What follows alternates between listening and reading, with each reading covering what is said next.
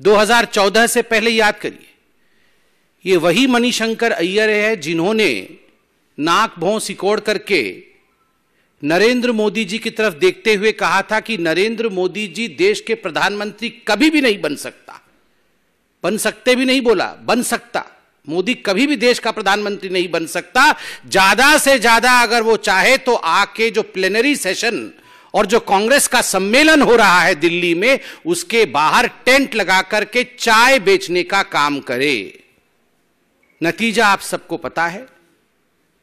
देश की जनता ने नरेंद्र मोदी जी को, भारतीय जनता पार्टी और एनडीए को थंपिंग मेजॉरिटी के साथ सरकार बनाया। 2019 के चुनाव से पहले गांधी परिवार के मुकुटमणि मणिशंकर अय्यर, उन्होंने फिर से कहा था और उस बार पाकिस्तान में जाकर कहा था कि मोदी को हराना होगा, मोदी को हराना होगा, मोदी को हटाना होगा। ये वही मणिशंकर अय्यर है जिन्होंने 2019 के चुनाव से पहले घोषणा की थी और जिस प्रकार के भाषा का प्रयोग किया था और कहा था कि नरेंद्र मोदी एक नीच आदमी है।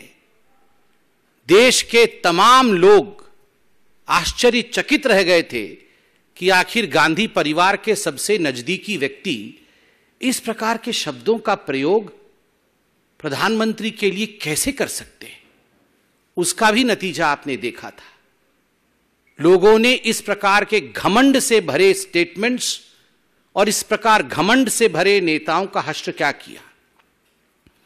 2024 का चुनाव आ रहा है, मुकुटमणि फिर से चमके।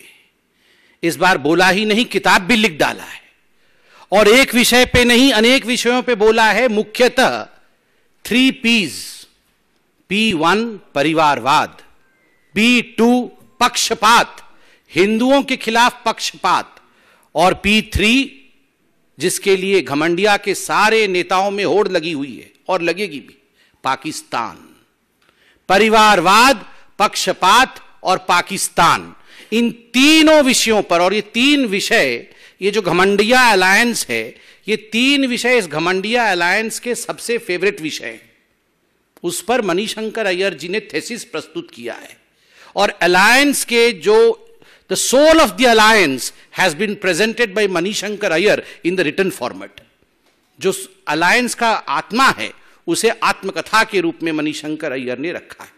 परिवारवाद, अब देखिए, परिवारवाद को लेकर पीवी नरसिम्हा राव जो कांग्रेस के ही प्रधानमंत्री रहे, उनके लिए जिस प्रकार के शब्दों का प्रयोग किया गया है, यह स्पष्ट रूप से दिखाता है कि गांधी परिवार के प्रवक्ता, गांधी परिवार से बाहर कोई और व्यक्ति देश का प्रधानमंत्री बन जाए, चाहे वो कांग्रेसी ही क्यों ना हो, इस विषय को सह नहीं सकते, कदाचित सह नहीं सकते हैं। और मैं याद दिला दूं, पीवी नरसिम्हा राव जी वो व्यक्ति थे जो थे कांग्रेस के, मगर गांधी परिवार के नहीं थे, और गांधी परिवार से बाहर कांग्रेस के वो प्रथम व्यक्ति थे जिन्होंने 5 वर्ष के कालखंड को बतौर प्रधानमंत्री पहली बार पूरा किया बगैर गांधी परिवार के होते हुए। यह गांधी परिवार कभी सह नहीं सकती थी। इसलिए मणिशंकर अय्यर द्वारा बुलवाया गया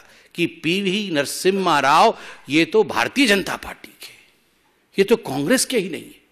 आप समझिए, जब सोनिया गांधी जी ने पीवी नरसिम्हा राव के मृत शरीर को कांग्रेस के मुख्यालय के अंदर आने से इनकार किया था, उसके पीछे के भाव को आज अनेकों वर्षों बाद मणिशंकर अय्यर जी ने जस का तस किताब और अपने आत्मकथा और उसके बाद अपने प्रेस वार्ता में प्रेजेंट किया है, उसे रखा है। देश विदेश की खबरों को देखने के लिए हमारे चैनल रोशनी न्यूज़ को सब्सक्राइब कीजिए और बेल आइकन दबाना ना भूलिएगा।